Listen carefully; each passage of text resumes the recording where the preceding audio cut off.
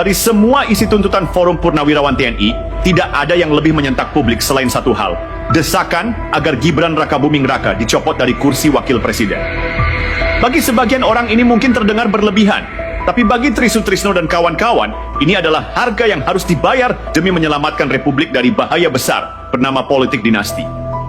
Tri Sutrisno menyatakan dengan jelas bahwa persoalan bukan pada sosok Prabowo. Ia tidak mempermasalahkan jalan Prabowo menjadi presiden, tapi soal Gibran itu cerita lain. Bagi Tri, apa yang dilakukan Jokowi terhadap kursi kekuasaan adalah bentuk pengkhianatan terhadap rakyat dan demokrasi. Jokowi dianggap telah menyalahgunakan pengaruhnya untuk mendorong anaknya masuk ke dalam puncak kekuasaan, bukan lewat prestasi, tapi lewat manipulasi aturan dan celah hukum. Masyarakat masih ingat bagaimana Mahkamah Konstitusi tiba-tiba mengubah syarat usia lewat keputusan yang menguntungkan Gibran.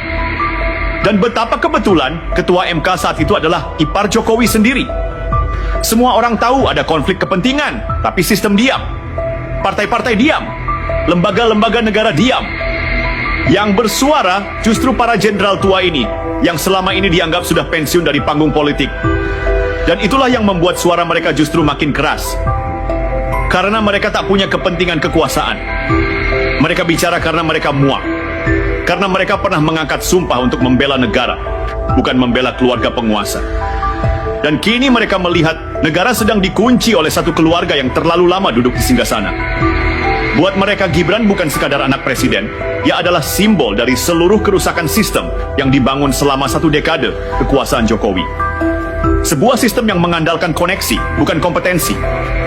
Yang mementingkan loyalitas keluarga, bukan kapasitas kepemimpinan. Yang menjadikan negara ini bukan milik rakyat, tapi milik segelintir nama yang kebetulan lahir dari rahim kekuasaan. Tri Sutrisno melihat semua ini sebagai bom waktu. Bukan hanya karena rakyat makin kehilangan kepercayaan, tapi karena sistem yang rusak ini akan diwariskan.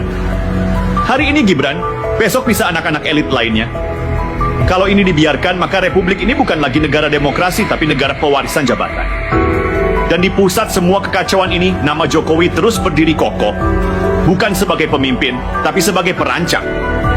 Ia bukan hanya gagal mencegah politik dinasti, ia justru dalang. Ia bukan korban sistem, tapi pembuat sistem itu sendiri. Di hadapan kenyataan ini, para purnawirawan memutuskan untuk tidak tinggal diam.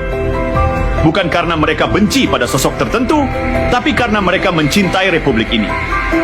Mereka tahu kalau Gibran tetap dipertahankan, maka sejarah akan mencatat bahwa negara ini pernah dibajak oleh ambisi seorang ayah untuk melihat anaknya berkuasa.